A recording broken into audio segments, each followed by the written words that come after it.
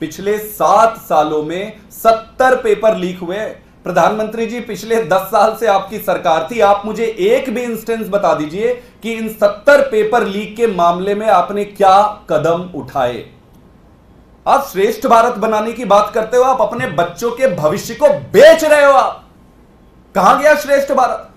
70 paper leak हुए, एक भी इंसिडेंस आप बता दो जहां पर आपने काम किए। मध्य प्रदेश में 8 साल लग गए पहला एफआईआर दर्ज होने में।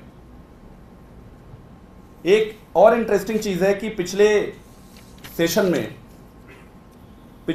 में भारतीय जनता पार्टी की सरकार ने भर्ती परीक्षाओं में जो घोटाले होते हैं और गड़बड़ियां होती है उसके लिए प्रिवेंशन ऑफ अनलॉफुल एक्टिविटीज का एक कानून लेकर आए।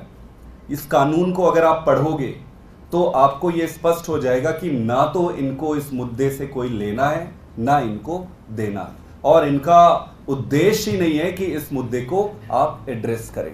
ये कहते हैं कि भाई 4 से 5 साल की अगर स्पोरेडिक इंसिडेंट्स मिलते हैं तो 4 से 5 साल की सजा होगी, 5 से 10 लाख का जुर्माना होगा। अगर ऑर्गेनाइज्ड क्राइम मिलता है तो ये कह रहे हैं कि भाई 10 साल तक होगी सजा और 1 करोड़ तक। एक पेपर 1 करोड़ में बिक रहा है, यहां पे 1 करोड़ की फाइन लगाना चाह रहे हैं ऑर्गेनाइज्ड क्राइम में।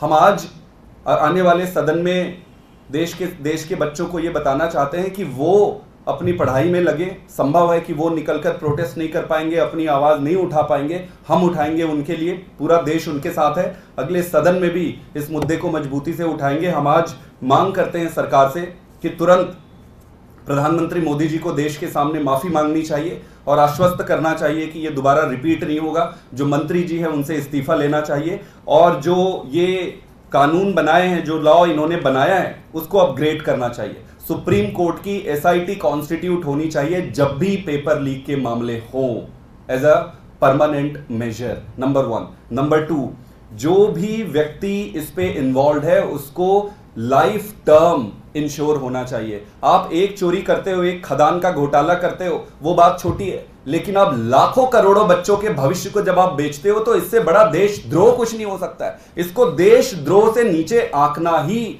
गलत होगा। तो इस पे लाइफ टर्म मिलनी चाहिए और सरकार में जो भी जिम्मेदार है, अगर ऑर्गेनाइज्ड क्राइम है तो पूरे का पूरा एनटीए इसके लिए जिम्मेदार है। अगर एनटीए जिम्मेदार है तो फिर सरकार भी जिम्मेदार है। मंत्री जी को इस पे उत्तर देना चाहिए और मैं ये मांग करना चाहता हूं कि तुरंत इस परीक्षा को रद्द करके पुनः परीक्षा किया जाए। विश्वास को अगर अर्जित करना है तो इस तरीके की धांधलियों को तुरंत रोकना पड़ेगा। और प्लीज प्रधानमंत्री जी, अगर आप कोई संस्था बना नहीं सकते हैं तो जो बनी हुई संस्था है उसको मत तोड़िए, देश बर्बाद हो जाएगा।